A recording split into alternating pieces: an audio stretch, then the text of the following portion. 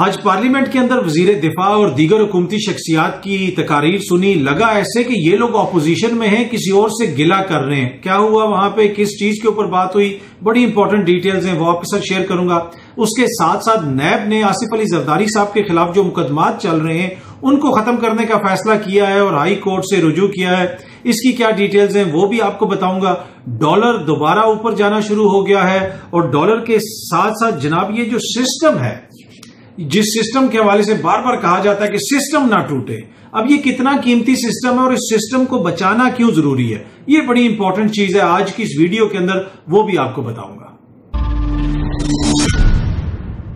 जी अस्सलाम वालेकुम, उम्मीद है कि आप सब लोग खैरियत से होंगे। हुकूमती तकारीर, उनके गिले शिकवे, उन सब की तफसीलात आपके साथ शेयर करूंगा, दीगर चीजों की तफसीलात भी आपके साथ शेयर करूंगा। लेकिन सबसे पहले शुरू में मैं जो आपसे बात करना चाहता हूं ना, वो सिस्टम के हवाले से बात करना चाहता हूं, क्योंकि अगली जितनी भी सारी स्टोरीज हैं वो इस सिस्टम के हवाले से हैं।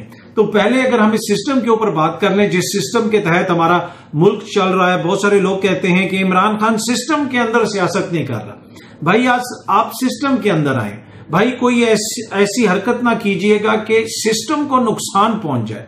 सिस्टम जो है वो रहेगा तो मुल्क चलेगा। ये सिस्टम कितना कीमती है, इस कीमती सिस्टम ने हमारी आवाम को कितने कीमती तोहफे दिए और रोज देते हैं, इसको समझना बड़ा जरूरी है। अच्छा, एक छोटी सी मैं मिसाल आपको देता हूं। ये सिस्टम इतना इंपॉर्टेंट है, ये सिस्टम इतना अच्छा है आवाम के लिए कि इस सिस्टम के तहत, इस कीमती सिस्टम के तहत एक वडेरे को, एक कातिल वडेरे को मुल्क की सबसे आला अदालत से बाइज्जत बरी कर दिया जाता है। अब ऑब्वियसली जो कानून है उसके मुताबिक ही किया गया होगा, आइन और कानून के मुताबिक होगा, और वो आइन और कानून इस सिस्टम के मुताबिक है। तो इस सिस्टम के मुताबिक एक कातिल वडेरे को रिहा कर दिया जाता है और उसके साथ साथ एक गरीब मैकेनिक को शक की बुनियाद पर पुलिस गिरफ्तार करती है। आप लोगों ने ये स्टोरी देखी होगी। पुलिस की कस्टडी में उसके ऊपर इतना तशद्दुद किया जाता है कि उसकी हलाकत हो जाती है इसी सिस्टम के तहत। अब ये देखें, ये है वो सिस्टम जिसको बचाना जरूरी है। जो बार बार ये लोग आपको कहते हैं ना कि इमरान खान सिस्टम के अंदर सियासत नहीं कर रहा, सिस्टम को बचाना बहुत जरूरी है, जी सिस्टम ना टूटे। ऑल्दो के पंजाब के अंदर जो पंजाब पुलिस ने तशद्दुद किया जिसकी वजह से वो उस मैकेनिक की हलाकत हुई है, इमरान खान की हुकूमत है। पर आपको आउटरेज नजर आ रही है मीडिया के अंदर, यार एक शख्स को मार दिया गया, एक शख्स को तशद्दुद करके मार दिया गया पुलिस की तहवील में, और इस मुल्क में किसी के कान पे जूं भी नहीं रेंगी। ये इस सिस्टम की देन है। ये देखें, ये सिस्टम को बचाना क्यों जरूरी है। जो बार बार कहते हैं ना, ये सिस्टम बचना बहुत जरूरी है, सिस्टम ना टूटे। अब इसी सिस्टम के तहत जनाब अगली चीज जो मैं आपको बताने जा रहा हूं, इसी सिस्टम के तहत आज पार्लियामान के अंदर ख्वाजा आसिफ साहब ने, मोहतरमा शहरी रहमान साहिबा ने, दीगर भी मोअज़्ज़िज़ जो हुकूमती शख्सियात है, इसलिए पार्लियामेंट में अब है ही हुकूमत को दो चार बंदे निकाल के, तो उन्होंने जो वहां पे तकारीर वगैरह की, ऐसा लगा कि जैसे ये लोग यूगोस्लाविया की पार्लियामेंट में बैठे हुए और पाकिस्तान की हुकूमत से गिले शिकवे कर रहे हैं। जी स्वात में अमन ओमान की सूरत हाल हो गई, बलोचिस्तान में हो गया। भाई वजीर दिफा है, अगर स्वात में है, बलोचिस्तान में है, मुल्क की दिफा किसकी जिम्मेदारी है आपकी? ठीक है, आपकी हुकूमत है, वजारत दाखिला आपके अंडर है, आप गिले शिकवे कर रहे हैं जनाब, ये हो गया वो हो गया, ये तासुर दिया जा रहा है कि जैसे कोई तीसरा फरीक कर रहा है। नहीं जनाब, आपकी हुकूमत है। लेकिन ये है वो सिस्टम जो इन्होंने क्रिएट किया हुआ है। इस सिस्टम के अंदर आप हुकूमत के मजे लें, इस सिस्टम के अंदर आप सारी याशियां करें, इस सिस्टम के अंदर आप दुनिया पूरी घूमें, आप सब कुछ करें, लेकिन जिम्मेदारी नहीं आपने लेनी। यह सिस्टम की खूबसूरती है, जिम्मेदारी किसी और की है, जिम्मेदारी तो हमारी है ही नहीं। भाई हुकूमत आपकी, वजारतें आपकी, सब कुछ आपका, तो आप किससे गिला शिकवा कर रहे हैं? तो भाई ये है सिस्टम की खूबसूरती। इस सिस्टम को इसलिए बचाना जरूरी है। अच्छा, इसी सिस्टम की अगर हम बात करें, वजीर दिफा ने वहां पे काफी बातें की, दीगर लोगों ने भी बातें की, इदारों के ऊपर इल्जामात लगाए और इंतहाई संगीन किस्म की बातें हुई इदारों के हवाले से कि जी मुल्क में जितनी खराबियां हैं वो सब इदारों ने की हैं। सियासतदान तो बिल्कुल जो है ना वो दूध से धुले हुए हैं, लेकिन बड़ी सख्त बातें की हमने देखा, जिस तरह एतजाज एहसन साहब ने की थी, दीगर लोगों ने की थी। तो वो जो इस हुकूमत का अपना रिएक्शन आता है आजम स्वाति के खिलाफ, दीगर लोगों के खिलाफ, अपने लोग जब इनकी बातें करते हैं उसके ऊपर कोई रिएक्शन नहीं आता। फिर लोग राइटली क्वेश्चन भी करते हैं कि ये आपका दौरा म्यार क्यों है। एनीवे, ये सिस्टम की खूबसूरती है। अच्छा, अगली चीज जो मैं आपके साथ शेयर करना चाहता हूं वो भी इस सिस्टम को हवाले से, और सिस्टम को आपने ये समझना है आज की वीडियो में कि क्यों जरूरी है इस सिस्टम को बचाया जाए। इसी पार्लियामेंट में जहां पे खड़े होके उन्होंने सारे गुना एस्टेब्लिशमेंट के ऊपर डालने की कोशिश की, सारी जिम्मेदारियां एस्टेब्लिशमेंट के ऊपर डालने की कोशिश की, लेकिन इसी पार्लियामेंट ने कुछ दिन पहले ये इतनी ताकतवर हो गई थी, इसने सारे कानून तब्दील कर दिए, नैब के कानून भी तब्दील कर दिए, और नैब का कानून जो तब्दील हुआ है उसके तहत अब नैब ने हाई कोर्ट से दरखास्त दी है, रुजू किया है कि जनाब आसिफ अली जरदारी साहब के खिलाफ जो हम मुकदमा चला रहे थे अब उनका फायदा कोई नहीं है, क्योंकि कानून तब्दील हो गए हैं और नए कानून के तहत जो सबूत लाने होंगे वो हमारे बस की बात नहीं है, वो हम नहीं कर सकते भाई। तो लिहाजा हम ये दरखास्तें वापस ले रहे हैं, इन मुकदमात को खत्म किया जाए। ये है जनाब इस हुकूमत की ताकत, इस सिस्टम की ताकत, जहां पे अपना आपने रिलीफ लेना है। खुद को तो आप रिलीफ दे रहे हैं, लेकिन जब मुल्क की दीगर लोगों के मसाइल का जिक्र आता है, दीगर चीजों का जिक्र आता है, उसमें आप कहते हैं कि आप बेबस हैं, आपको नहीं पता, ये सिस्टम ऐसा है, ये तो जनाब किसी और के हाथ में चीजें हैं, हमारे पास तो ये कुछ है ही नहीं है। तो इससे आप अंदाजा लगा लें। एनीवे, ये जो सिस्टम ने किया है, ये एक और बड़ा बेहतरीन फैसला, इस सिस्टम के तहत आसिफ अली जरदारी साहब के खिलाफ जनाब मुकदमात वापस लेने के लिए नैब कोशिश कर रहा है, मुकदमात खत्म हो जाएंगे, क्योंकि आप वो कहते हैं उस तरह के हम जो है सबूत नहीं रख सकते। फरूख हबीब साहब ने इसके ऊपर एक ट्वीट भी की, आसिफ जरदारी जिस तरह की करप्शन पर आलमी सतह पर दस्तावेजी फिल्में, किताबें, करप्शन की गजबनाक सबूत मौजूद हैं, उस पर NRO2 के जरिए नैब करप्शन रेफरेंसेस वापस ले रहा है, चोरों की लूट मेला लगा हुआ है और मुल्क का नुकसान हो रहा है, इसका जिम्मेदार कौन?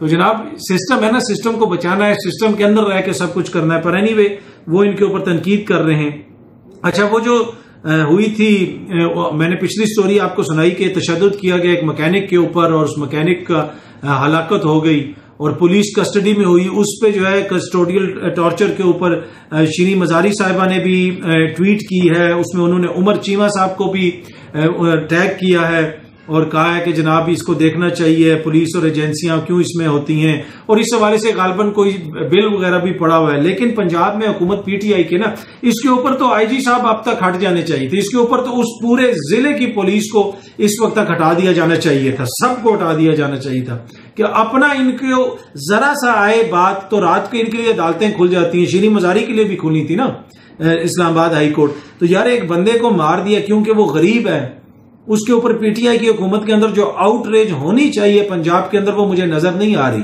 चीमा साहब ने अभी तक जो है कि उस DPO को क्यों नहीं उधर से हटाया, उन सब लोगों को क्यों नहीं हटाया। अच्छा, अब एक और चीज भी है कि जनाब DSP मुअत्तल कर दिया, हमने ये कर दिया। जो ही इस तरह की चीज पता चलती है तो एकदम से हमें फिट्स ऑफ मोरालिटी पड़ना शुरू हो जाते हैं। यार ये रोज का कल्चर है, पंजाब के थानों का रोज का कल्चर है।